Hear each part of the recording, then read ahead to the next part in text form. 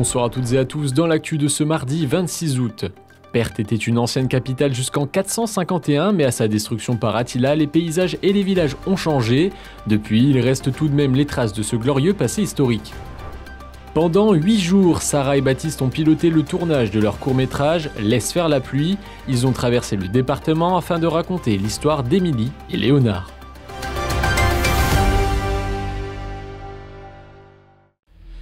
Une tragique découverte. Guy Peffer, un bragard âgé de 75 ans, a été retrouvé sans vie ce lundi soir. Il était porté disparu depuis le samedi 23 août dans l'après-midi, après ne pas être rentré de sa sortie en vélo à Saint-Dizier. Le corps de l'homme a été retrouvé dans le canal de la Marne au niveau de l'usine Phocast. 4 plongeurs sapeurs-pompiers ont sorti le corps de l'eau aux alentours de 17 h. La police avait d'ailleurs concentré les recherches dans cette zone. Selon les premières déclarations de Denis Devalois, procureur de la République de Chaumont, il s'agirait d'une chute accidentelle. Son vélo a également été découvert dans l'eau à proximité de son corps. Pour commencer une visite de l'ancienne région perthoise, rien de mieux que de se rendre dans l'ancienne capitale, Perth. Au temps des Romains, ce village était une place de commerce importante. Après la destruction du village par Attila en 451, ce puits Saint-Léger a été creusé pour aider la reconstruction au VIe siècle. Et ce qui a permis aux habitants d'avoir une eau saine pour leurs besoins. Et alors, ce puits a eu la particularité d'avoir une eau miraculeuse qui soignait les gens qui avaient des problèmes de cécité. Un peu plus loin dans le village, d'anciennes vignes d'une région viticole importante se distinguent. En continuant cette visite du Perthois, un monument imposant se dresse dans le ciel de Moru-le-Montois. Lors de la Première Guerre mondiale, l'offensive allemande s'est arrêtée dans ce village, mais il y a surtout le discours du général Joffre avant cette bataille. Au moment d'engager une bataille, d'où dépend le salut du pays, il importe de rappeler à tous que le moment n'est plus de regarder en arrière.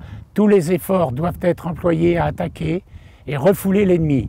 Une troupe qui ne peut plus avancer devra, coûte que coûte, garder le terrain conquis et se faire tuer sur place plutôt que de reculer. Même si une partie du village avait été détruite, un lavoir reste présent et celui-ci est dans un très bon état. Plus d'une cinquantaine de lavandières étaient ici. Des tuiles arrondies là, qui viennent des tuileries de Moru. C'est semi-arrondi et les premières personnes voyaient les dernières comme ça avec le contournement de la rivière. Dans le village d'à côté, il reste encore un des derniers moulins sur la Bruxonelle, un monument restauré il y a quelques années. Cela fait maintenant 20 ans que Philippe fait visiter cette ancienne région du Perthois. Une étape importante est toujours réalisée à Elsmoru pour découvrir ce musée de campagne. Dans celui-ci, les métiers de la commune sont représentés comme cordonnier, la boucherie, mais aussi des représentations de la vie à l'époque, comme un lit dans une cuisine, un lieu qui épate toujours autant Philippe. Ça s'appelle un moine. Un moine. C'est pour mettre sous les draps. Les draps. Et une chaufferette. Et mais il recouvrait avec un drap. Pour chauffer le lit. Et voilà. Et ça, surtout les femmes, elles allaient à l'église avec la chaufferette. Ah bon? Non, d'accord, carrément, d'accord. Même si ce musée réserve bien d'autres surprises, sur la route, un château se dessine, une demeure dans laquelle Napoléon a dormi lors de la campagne de France, ou encore cette abbaye considérée comme la petite sœur de celle de Trois-Fontaines. Cette ancienne région de 6000 km² a disparu sous Napoléon avec la création des départements. Le Perthois s'étendait alors de Châlons, en passant par Mali jusqu'à Joinville et la vallée de la Saulx. Philippe, lui, continue de faire perdurer l'histoire de cette région. Après l'orage, la pluie laisse place au soleil, comme l'amitié après les tempêtes de la vie. Sarah et Baptiste ont décidé d'aborder ce thème dans un court-métrage.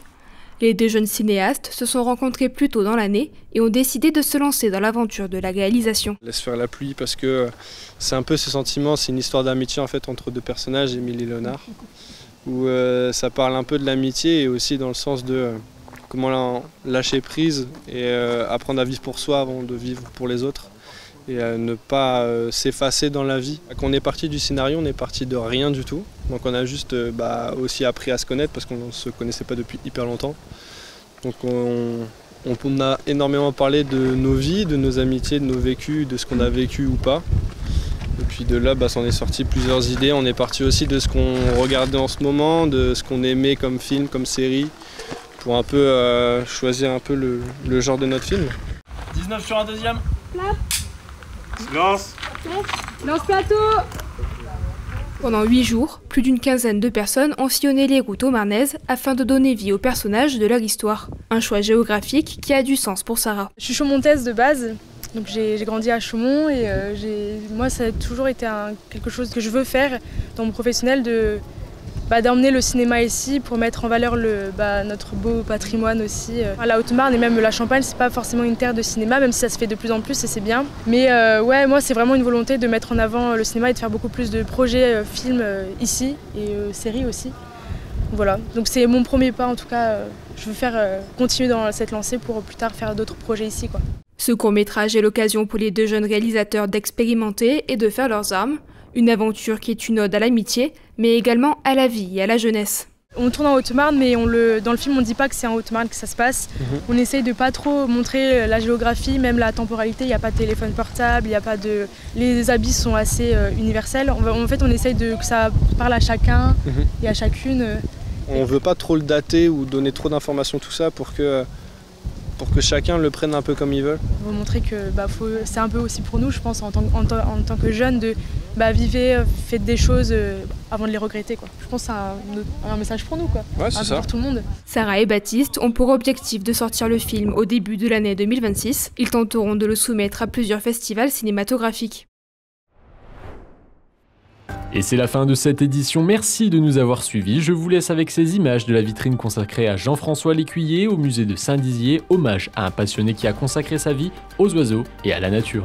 L'information continue sur puissancetélévision.fr et notre application mobile. Très bonne soirée et à demain.